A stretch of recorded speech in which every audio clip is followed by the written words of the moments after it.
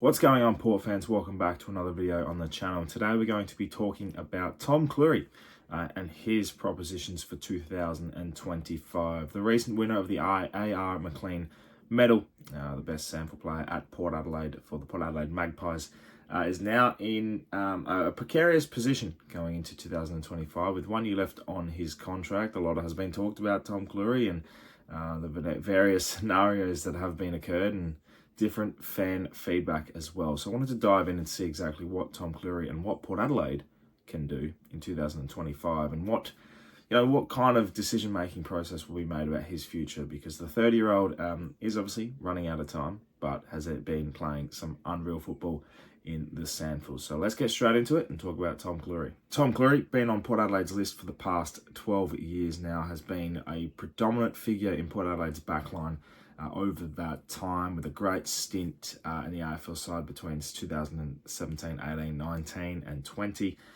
Has been in and out of the side since then, and in the last 2 years has played one AFL game of football, which is definitely something that you would be pretty shocked about, especially since Tom Clurey has been an integral part of Port Adelaide's backline through the late 2010s and early 2020s. So for him to not be playing a game is, baffling decision making, to say the least. And I'm only bringing this up now because he's in a position where his career is near the end. And with 1 year left on the contract, we've seen how much of an integral part he has been in the sample side with his development of players around him. He's obviously a leader and has been someone that has been pretty reliable.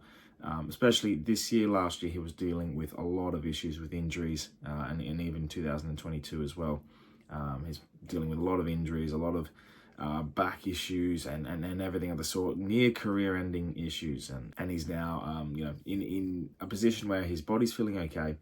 He's played a good year, an A.R. McLean medalist, which is a pretty prized possession at Port Adelaide. So for him to be in a position where, his future's a bit clouded, is definitely something he should be shopping around a bit, because comments from Chris Davies over the past couple of months, I would say, in particular going into the trade period, stating that he's a required player, great for Sandful development. He's going to be doing a wonderful thing and should be acknowledged for his great performances and Sandful performances, and that will continue into 2025.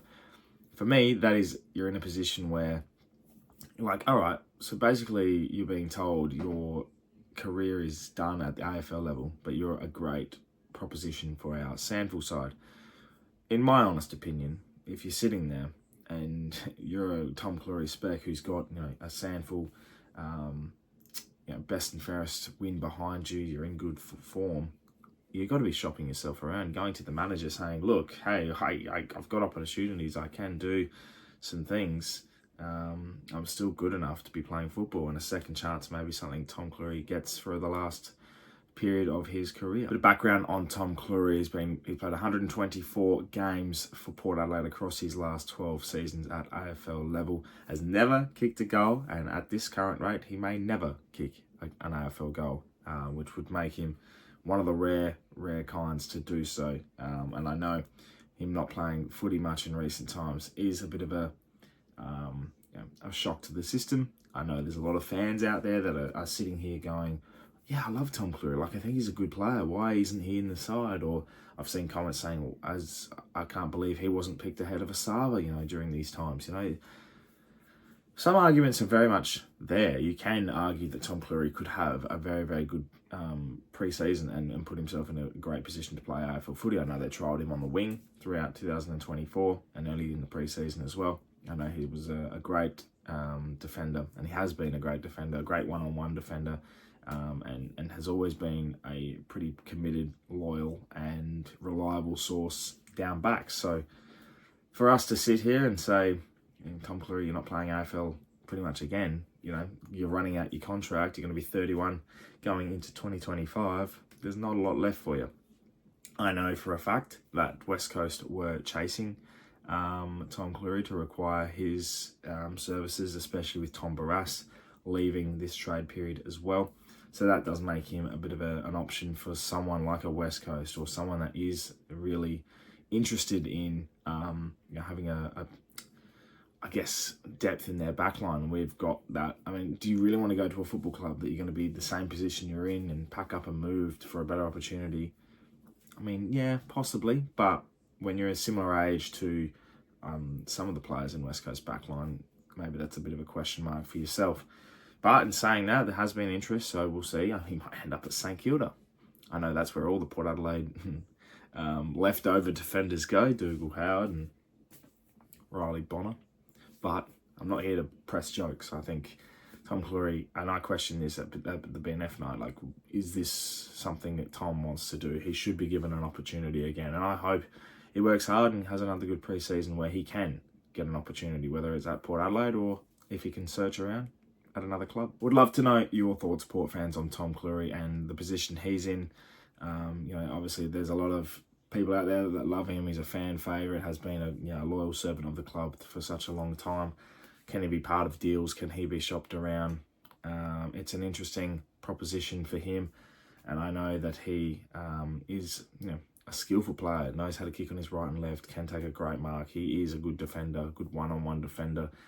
Unfortunately, in my eyes, he's that little bit short of a key defending. 193 centimetres is not the tallest, and we know in this day and age, a tall key forward is near 200 centimetres and dominant and big. So positioning is everything. Tom Clurey is a smart player.